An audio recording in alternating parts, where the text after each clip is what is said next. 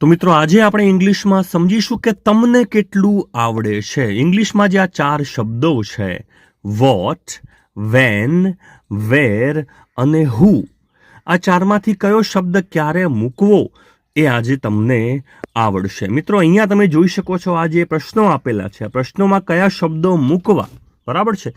જેમ કે આ બર્થડેની વાત છે તો બર્થડેમાં શું મૂકવું, આર યુ ફ્રોમ આમાં શું મૂકવું, ડુ યુ લીવ આમાં શું મૂકવું. તો આ બધા જ પ્રશ્નોમાં આગળ WH વાળું જે આવશે, હુ આવશે કે વોટ આવશે, શું આવશે, એ તમારે વિચારવાનું છે. બધા જ પ્રશ્નો હું તમને સમજાવીશ એક પછી એક. તો સૌથી પહેલાં તમે આ વિડીયોને થોડી વાર થોભાવો અને આ બધા જ જે પ્રશ્નો છે એના જવાબ તમે જાતે ક્યાંક લખી દો. તો લખો તો તમને ખબર પડશે કે તમે સાચા કેટલા પડ્યા અને ખોટા કેટલા પડ્યા. મિત્રો કુલ 12 પ્રશ્નો છે. તમને કેટલા એ કમેન્ટમાં લખી લેશો. ચલો હું તમને સમજાવું છું એક પછી એક. તમે પણ ચોક્કસથી લખી લેશો. સૌથી પહેલો પ્રશ્ન છે, તમે જોઈ શકો છો ખાલી જગ્યા છે ને પૂછ્યું છે is your name. Your name તમારું નામ શું છે, તમારે પ્રશ્ન પૂછવો છે. તો આ ચારમાંથી શું વપરાશે, તમે કહેશો વોટ ઇઝ યોર નેમ, તો વોટ આવશે. વોટ ઇઝ યોર નેમ, આપણને નામ ખબર નથી, પૂછીએ છીએ વોટથી પ્રશ્ન પૂછાશે. બીજો પ્રશ્ન છે આર યુ ફ્રોમ.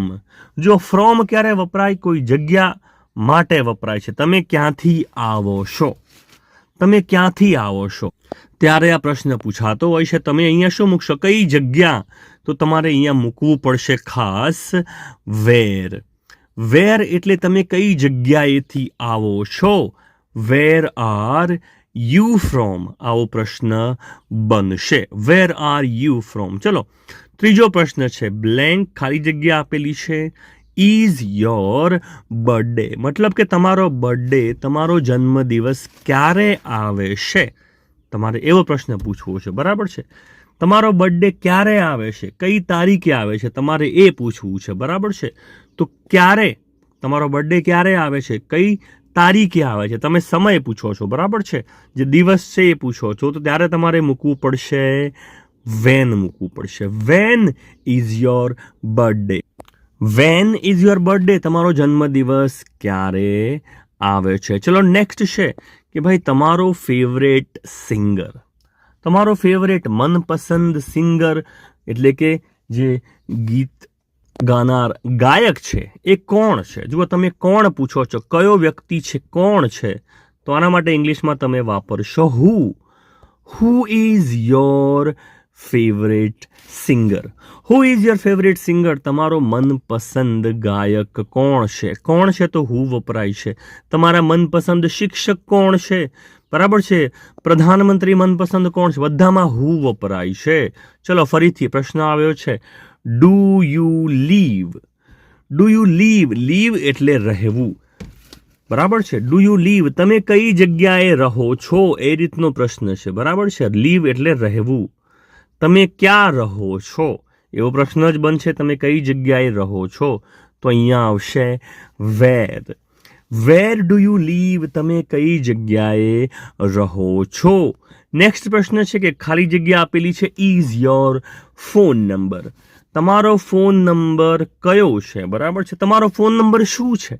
જો આપણને ખબર ના હોય કઈ વસ્તુ કે આ વસ્તુ શું છે, ત્યારે ઇંગ્લિશમાં શું વપરાય છે, વોટ વપરાય છે. What is your phone number. What is your phone number, તમારો ફોન નંબર કયું છે, તમારું એડ્રેસ કયું છે. વોટ ઇઝ યોર એડ્રેસ, એ રીતનો પ્રશ્ન વોટથી બનશે. ચલો આગળ તમારે કહેવું છે કે તમારી ફેવરેટ હોબી કઈ છે, તમારો મનપસંદ શોખ કયો છે. આપણને નથી ખબર, બરાબર છે, તો તમે ત્યાં શું મૂકશો, મનપસંદ તમારો શોખ કયો છે, શું છે, તો તમારે ત્યાં પણ વોટ મૂકવું પડશે. What is your favourite hobby, તમારો મનપસંદ શોખ શું છે, બરાબર છે. આપણે ગુજરાતીમાં કયો શોખ છે એ પણ કહી શકીએ, કયો છે, શું છે, નથી ખબર તો વોટ વપરાય છે. ચલો પ્રશ્ન બીજો આગળનો જોઈ શકો છો. ખાલી જગ્યા આપેલી છે સ્પીક્સ ઇંગ્લિશ હિયર. અહીંયા કરતા પછી જુઓ સ્પીક્સ આપેલું છે, સ્પીક્સ ઇંગ્લિશ મતલબ કે, અને હિયર એટલે અહીંયા, તો અહીંયા ઇંગ્લિશ બોલે છે. હવે કયો, કોણ ઇંગ્લિશ બોલે છે એ પ્રશ્ન છે. અહીંયા ઇંગ્લિશ કોને આવડે છે તમારે એ રીતનો પ્રશ્ન પૂછવો છે. બરાબર છે. Speaks English here. બરાબર, તો શું આવશે બોલો? Speaks English here. અહીંયા ઇંગ્લિશ કોણ બોલે છે? હુ સ્પીક્સ ઇંગ્લિશ હિયર? હુ, કઈ વ્યક્તિ અહીંયા ઇંગ્લિશ બોલે છે? તો આ જવાબ પણ તમારો ચેક કરી લેશો. ચલો આગળ. Are you going to finish? Are you going to finish? Finish એટલે કોઈ વસ્તુ પૂરી કરવી, અને આર યુ ગોઈંગ ટુ મતલબ તમે કરવાના છો. પ્રશ્ન છે are you going to finish મતલબ કે તમે આ વસ્તુ પૂરી કરવાના છો. પ્રશ્ન છે તમે આ વસ્તુ ક્યારે પૂરી કરવાના છો, કેટલા વાગે, ક્યારે, કયા સમયે પૂરી કરવાના છો, એ રીતનો પ્રશ્ન બને છે. બરાબર છે. ક્યારે, કયા સમયે. તમે શું મૂકશો? તમે મૂકશો વેન. તમારે સમય પૂછવો છે. Van are you going to finish? Van are you going to finish? તમે કોઈ ક્રિયા કયા સમયે કરવાના છો, એના માટે શું વપરાય છે? એના માટે વેન વપરાય છે. જો અહીંયા આગળનો પ્રશ્ન આપેલો છે, ખાલી જગ્યા આપેલી છે ઇઝ ધ પાર્ક. જો અહીંયા કોઈ ક્રિયા નથી આપી, અહીંયા તમારે જગ્યા પૂછેલી છે કે પાર્ક કઈ જગ્યાએ છે, આ ગામ કઈ જગ્યાએ છે, બગીચો કઈ જગ્યાએ છે, દવાખાનું કઈ જગ્યાએ છે.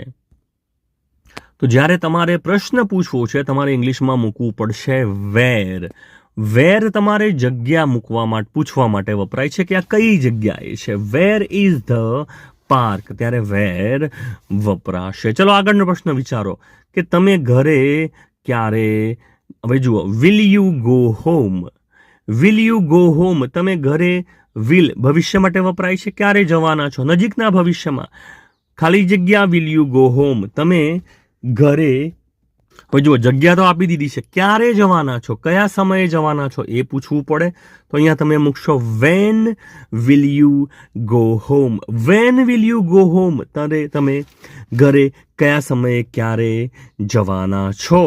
ચલો છેલ્લો પ્રશ્ન છે કે આ ઘરમાં, પેલા ઘરમાં, ધેટ હાઉસ લીવ્સ. હવે જો કરતા મૂકશો તમે તો એ ઘરમાં કોણ રહે છે? Leaves in that house. પેલા ઘરમાં કોણ રહે છે, કઈ વ્યક્તિ રહે છે, એ રીતનો પ્રશ્ન છે. તો તમે અહીંયા શું મૂકશો? તમે મૂકશો who lives in that house. હુથી પ્રશ્ન પૂછાશે. ચલો બધા જ જવાબ એકવાર ચેક કરી લઈએ. તો જોઈ શકો છો 100% આપણા જે જવાબ છે બધા જ સાચા છે. તમારા પણ 100% ચોક્કસથી સાચા હશે. મને કમેન્ટમાં ચોક્કસથી જણાવશો કે તમારા કેટલા જવાબ સાચા પડ્યા. આ વિડીયો તમને ગમ્યો હોય તો તમને કમેન્ટમાં ચોક્કસથી જણાવશો, અને આવા અન્ય વિડીયો પણ જોઈતા હોય તો પણ હું કમેન્ટમાં ચોક્કસથી તમને જવાબ આપીશ. Thanks for watching.